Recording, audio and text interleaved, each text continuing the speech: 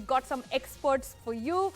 Joining us today on CC is Ajit Khurana. He's a crypto geologist and an expert as well. He's a founder for Genesis Network. He's a former miner himself. Hello to you. Welcome to CC. Also joining us is Roshan. Roshan is a co-founder and CEO of GoSats.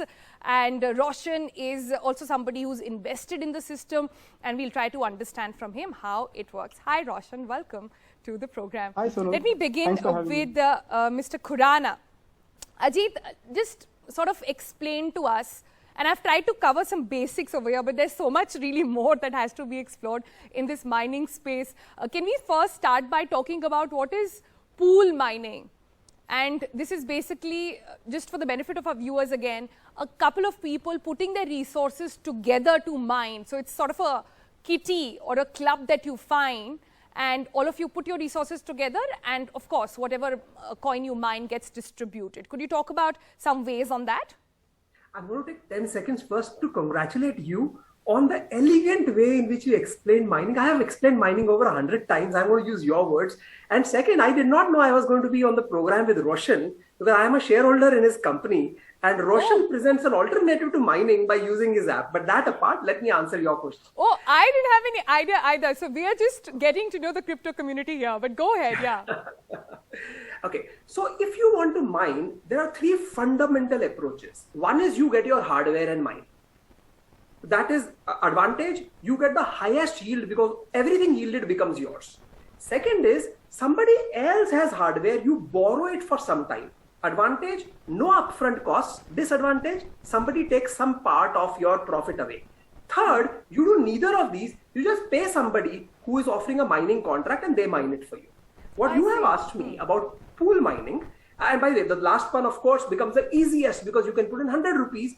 Disadvantage being that a lot of your profit gets taken away, probably to the 5 to 10%.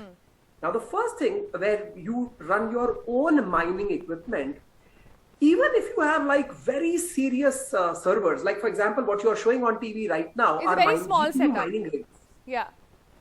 Right? So if we look at your GPU mining rigs, quite likely I will run them for my lifetime and earn nothing. As in, I could run them for at least 10 years and earn nothing, because the probability of being the first one, you know that Sharma ji ka ladka has to come first. In mining also that is true, exactly how you described. It's fastest finger first, or fastest graphic first in this case. Yeah. So if many of us got together and said we will all allot our computer power to mining, the likelihood that at least one of us would come first is high. And at that point of time, we divide the rewards amongst all the people who contributed their power to the process. This is called pool mining. Right. Right. So I think what you're suggesting is a good way if you want to experiment in this space is pool it first, try and test waters, see how it is working, then see if it is giving you enough dividends to sort of get started on your own in case you want to get into that space as well. But, you know, when it comes to mining, and I want to come to Roshan on that, the biggest concern the world is really watching for is the amount of energy that is used. So how Bitcoin works in a very basic level, again, for our viewers to understand, is that a lot of transactions actually don't yield to anything because you couldn't race it to the finish, right? You didn't come first. So all the effort and energy went to waste over here, right? And people are saying, well, what is happening with all this constant running of energy, etc.? So is there a way in which tech has managed to solve that problem? Because, you know, this remains to be a huge concern. Government's also picking it up now. Absolutely. I mean, like, it is true up to a certain extent. I mean, like, before Bitcoin, there was this whole gold mining debate, you know, what happened for decades. I see you there. Sorry, you know, Roshan, for a bit. What our viewers are seeing on their screen right now is actually a map of where all mining happens across the globe. And you see that it's actually centralized in China. It was the case for a very, very long time until they banned it, of course. But we'll get to that in a bit. Finish your comment, please. Yeah. Yeah, so there was this whole debate about gold and the money that's associated with it. So right now, this is kind of like shifted to Bitcoin. So people do not like getting out of their comfort zone. And when we talk about wastage, right? I mean, wastage is such an ambiguous term. Like we cannot quantify waste. So it's just an abstract noun. So all this energy with machines, the Bitcoin miners basically purchase this energy. and they convert that into Bitcoin, into a sound monetary system. So, and this is only going to incentivize renewable energy. Like years ago, like probably just 20% of entire Bitcoin mining was renewable. Today, it's over 50%, and it's only going to go up. And the China ban is a good thing. Like as you mentioned, it's centralized in China. It's going away now. Like it's coming to all the other countries that have good renewable energy infrastructure. And once El Salvador, which is the first country to adopt Bitcoin as legal tender, once they come up with this huge volcano mining kind of a strategy, Bitcoin is going to be stronger and as ever. So I honestly feel like a lot of critics try to attack mining by saying it's a lot of wasteful. But what is getting wasted here? The energy is being pushed into creating something of value, $1 trillion asset.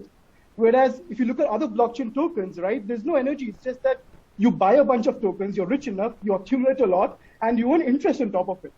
So that's what I see with Bitcoin is this proof of work where you're actually proving that you're putting some effort into getting something of value.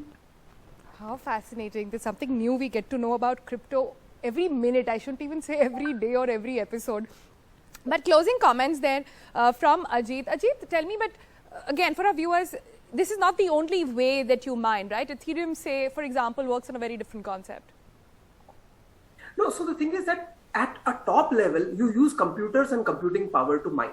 Bitcoin might require ASIC, Ethereum and all of its family might require GPU-based mining. There are some who require CPU-based mining. There was a very, very popular mining-based token called Chia, which required hard disk space for mining. So there are many methods. All of them require computing power. But one very quick point is that the entire debate and hullabaloo around energy usage is always only accompanying a sudden rise in prices where people lose all concepts of cost and want to mine at all costs. When mining becomes very competitive as it is presently, frankly, it is not very energy inefficient. I see. All right, there, gentlemen, I'm afraid that's all the time we have, but there's so much to dig into this mining stuff as well, and we'll continue to do that. In fact, that's the whole point of this program, to sort of simplify crypto for everybody else. Thank you so much for your time.